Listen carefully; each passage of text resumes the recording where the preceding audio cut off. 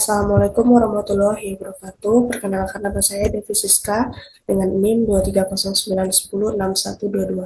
Saya dari kelas C23. Nah, di sini saya akan menjelaskan materi pengenalan teori bahasa dan otomata. Kedudukan teori bahasa dan otomata pada ilmu komputer. Ilmu komputer mempunyai dua komponen utama. Yang pertama, model dan gagasan mendasar mengenai komputasi. Yang kedua, teknik rekayasa untuk perancangan sistem komputasi meliputi perangkat keras dan perangkat lunak, khususnya penerapan rancangan dari teori.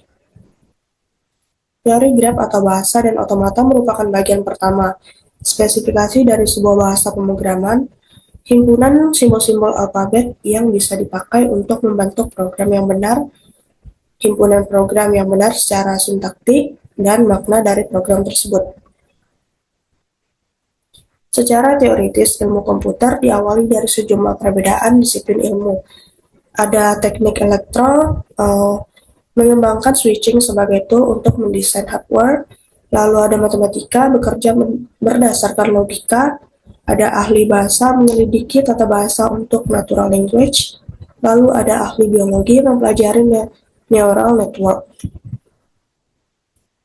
Spesifikasi dari sebuah bahasa pemrograman, himpunan simbol-simbol atau alfabet yang bisa dipakai untuk membentuk program yang benar. Himpunan program yang benar secara sintaktik, dan makna dari program tersebut.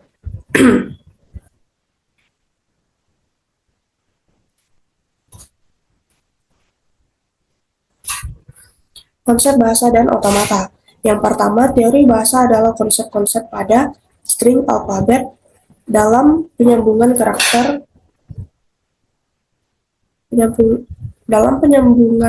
karakter alfabet untuk membentuk suatu makna atau bahasa.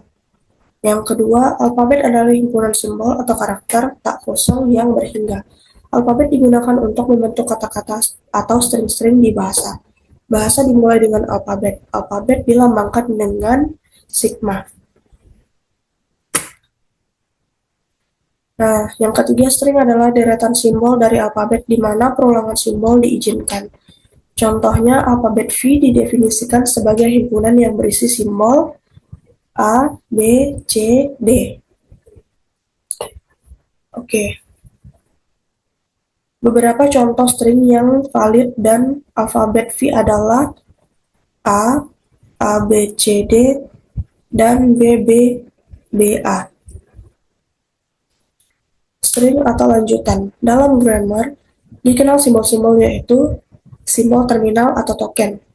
Adalah simbol-simbol yang dilambangkan dengan huruf-huruf kecil dan simbol-simbol tersebut sudah tidak dapat diturunkan lagi, contohnya huruf kecil yaitu A, B, C. Lalu ada simbol non-terminal atau variabel, adalah simbol-simbol yang dilambangkan dengan huruf besar, dan simbol-simbol tersebut masih dapat diturunkan lagi, contohnya huruf besar yaitu A, B, C. Dan simbol awal atau star adalah simbol awal, biasanya dilambangkan dengan S. Yang keempat, panjang string. Panjang string adalah jumlah simbol di dalam string bukan pada alfabet dan pengulangan kemunculan simbol dihitung. Panjang string dilambangkan dengan W atau magnitudo W. Nah, di sini ada contohnya, yaitu epsilon sama dengan 0, dan panjang dari string A adalah dengan 1, sama dengan 1, panjang dari string AA adalah sama dengan 2, panjang dari string AAA sama dengan 3, dan panjang dari string AAAB sama dengan 4. Yang kelima, empty string atau null string adalah string yang tidak mengandung simbol apapun, lambangnya seperti epsilon atau lambda. Yang keenam, regular expression adalah cara untuk mengekspresikan bahasa dengan hanya menggunakan operasi. Ada concatenation, ada superscript, ada clean closure, dan positive closure. Pengertiannya, Kata automata merupakan bentuk jamak dari automaton, berasal dari bahasa Yunani automatos yang berarti self-acting. Dalam Kamus American Heritage, diartikan sebagai satu, a robot, yang kedua, one that behaves in automatic or mechanical fashion. Dalam matematika, istilah automata terkait dengan teori mesin abstrak dapat didefinisikan secara sederhana sebagai automata adalah mesin sekuensial otomatis yang menerima input dan mengeluarkan output yang keduanya dalam bentuk diskret. Beberapa sistem yang dapat dibuat model otomatanya antara lain mesin penukar uang, model transmisi data, kunci kombinasi, parser, compiler, dan lain-lain. Otomata merupakan suatu sistem yang terdiri atas jumlah hingga stage, di mana stage menyatakan informasi mengenai input yang lalu dan dapat pula dianggap sebagai memori mesin. Input pada mesin otomata dianggap sebagai bahasa yang harus dikenali oleh mesin. Selanjutnya, mesin otomata membuat keputusan yang mengindikasikan apakah input itu diterima atau tidak. Sebuah string input diterima bila mencapai stage akhir atau final stage yang digambarkan dengan lingkaran ganda.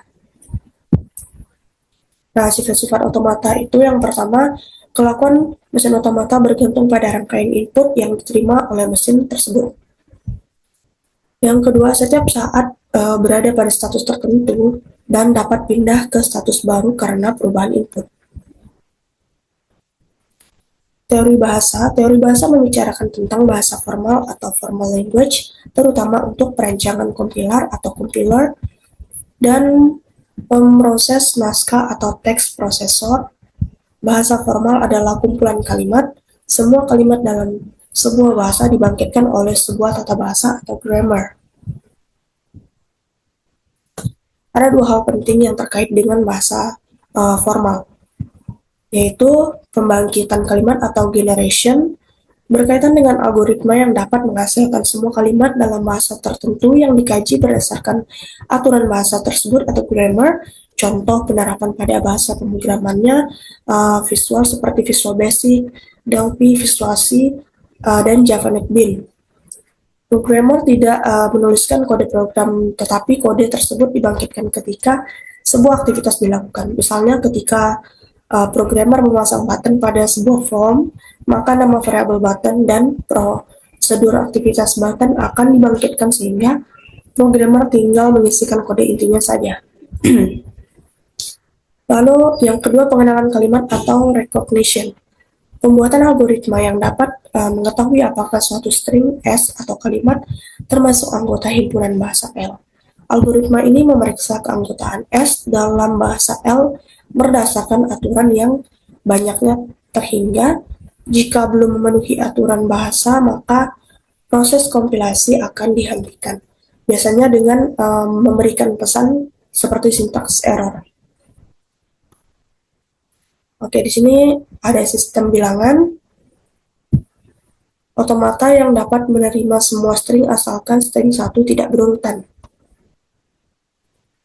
Oke, kita lihat contoh string yang diterima oleh otomata ini seperti ini. Contohnya 0000, 0001, 0101, dan 1010. Perhatikan kalau semua ini contoh tidak akan menemukan pola 11. Nah, ini contoh yang string yang akan ditolak oleh otomata karena dia memiliki 2 digit 1, yaitu seperti 11. Alasan penolakannya ini ya karena terdapat minimal 2 digit.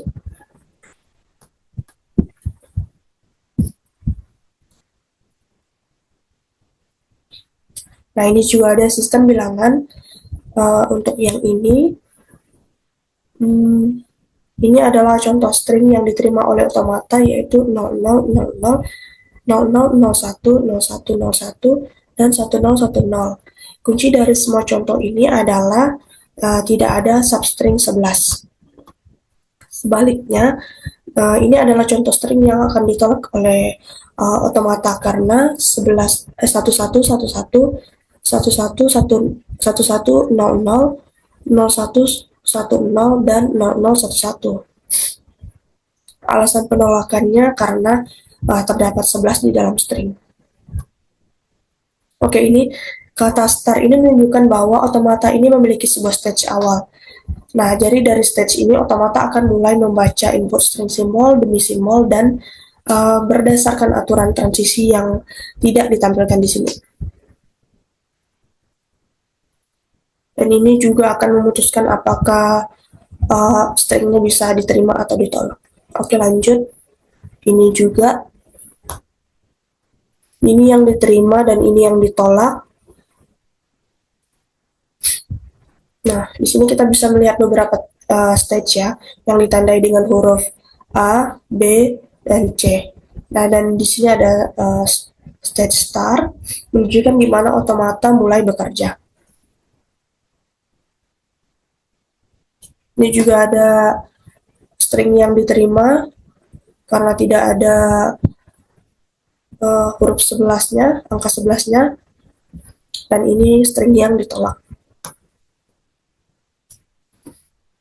Nah, di gambar ini kita bisa melihat ya, ada beberapa diagram transisi otomata, terdapat stage start, ada A, B, C, dan D, dan ada stage 0-nya.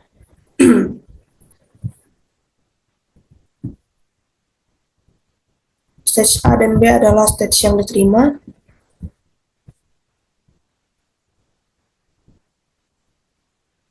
Oke, sama aja kayak ini. Kita lanjut yang disederhanakan. Nah, di string 010 ini yaitu stage A, B, dan ABA itu diterima, sedangkan ABC itu ditolak karena string sebelumnya bukan satu, string sebelumnya satu sebanyak satu, dan satu terlihat berurutan. Hierarki Chomsky. Hierarki Chomsky. Tata bahasa atau grammar bisa didefinisikan secara formal sebagai kumpulan dari himpunan-himpunan variabel, simbol-simbol terminal, simbol awal yang dibatasi oleh aturan-aturan produksi. Aturan produksi merupakan pusat dari tata bahasa yang menspesifikasikan bagaimana suatu tata bahasa melakukan transformasi suatu string ke bentuk lainnya. Semua aturan produksi dinyatakan dalam bentuk alpha menghasilkan beta atau alpha menurunkan beta. Ini alpha menyatakan simbol-simbol pada ruas kiri aturan produksi, dan beta menyatakan simbol-simbol pada ruas kanan aturan produksi. Contoh aturan produksinya seperti ini. T menghasilkan A, dan ini E menghasilkan T, atau T menghasilkan E.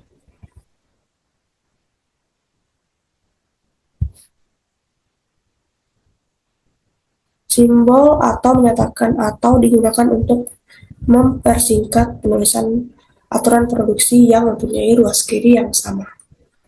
Oke, penggolongan 4 tingkatan bahasa berdasarkan hierarki Chomsky dapat dilihat pada tabel berikut. Oke, di sini ada bahasa, mesin otomata, dan batasan aturan produksi. Bahasa yaitu regular tipe 3, lalu finite stage otomata meliputi DVA dan NVA, dan ada alpha adalah sebuah simbol variabel, dan beta maksimal memiliki sebuah simbol variabel yang bila ada terletak di posisi paling kanan boleh tidak ada.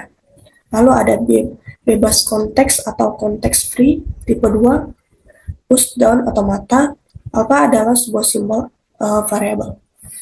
Lalu ada konteks sensitif atau konteks sensitif tipe 1, linear bounded otomata. Seperti ini, panjang alpha kurang dari atau sama dengan panjang beta. Lalu di sini unrestricted atau P-struktur, natural language tipe 0, mesin Turing, tidak ada batasan. Oke, semuanya sekian video penjelasan dari saya. Mohon maaf bila ada salah kata atau salah penjemputan. Terima kasih. Assalamualaikum warahmatullahi wabarakatuh.